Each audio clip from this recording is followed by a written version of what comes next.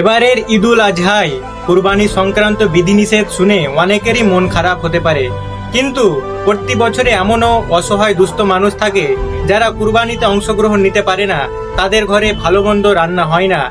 সেই জন্যই নয়মোজা প্রতিবন্ধী উন্নয়ন সমিতি প্রতি বছরের ন্যায় এবারেও খাদ্য সামগ্রী বিতরণের আয়োজন করেছে।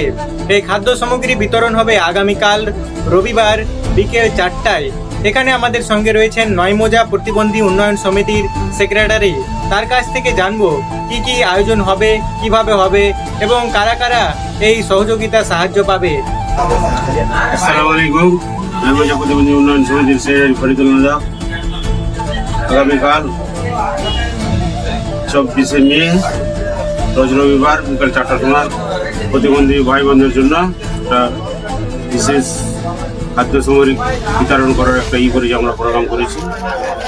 তো 150 জনের প্রতিবন্ধী ভাই বোনদের জন্য সামানগুলো রেডি করেছি। তো আমাদের সুজাপুরবাসী যে দানগুলো করেছিল ওই টাকা দিয়ে সামানগুলো কিনা হয়েছিল। তো যেটি সমর্থন ছিল ওইটি প্যাকেট করেছি 150 লোককে দেওয়া।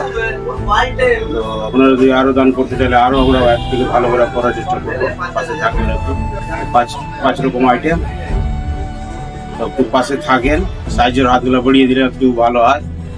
আর সুজাপুরবাসীকে অনেক ধন্যবাদ দিচ্ছি, গিয়ে ওনারাই টাকা পয়সা দান করেছিল। তো আসবেন, অবশ্যই আসবেন।